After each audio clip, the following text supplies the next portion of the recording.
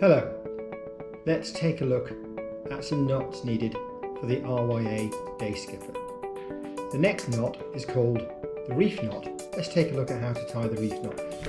If you take a piece of rope, take the end pieces of the rope, first one crosses the second one, you bring it underneath, then we go back the other way, first one crosses the second one again, and there it is. There is your reef knot.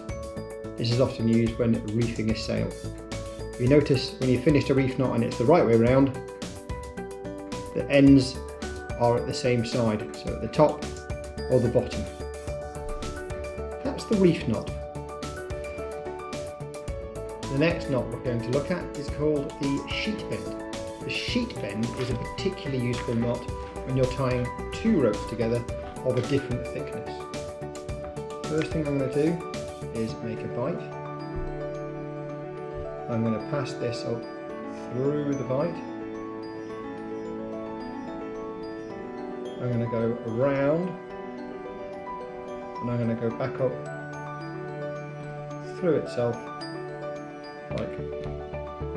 like so. That is a sheet bend. The problem with a sheet bend is they can come undone quite easily. Some people like to do a double sheet bend, which is the next knot. The double sheet bend. It's exactly the same as a sheet bend really. All we do is we create a bite, go up through the hole. This time we are going to go around and through, and that round and through for a second time. And pull that tight. That is a much firmer knot, much less likely to come undone, and that's a double sheet bend.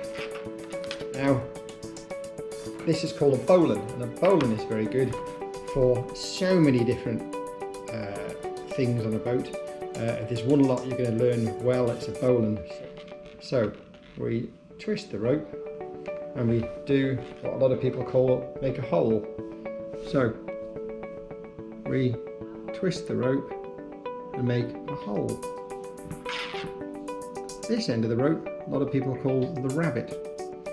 What we do is the rabbit comes up through the hole, goes round, this people call the tree, the rabbit goes round the back of the tree and then back down the hole.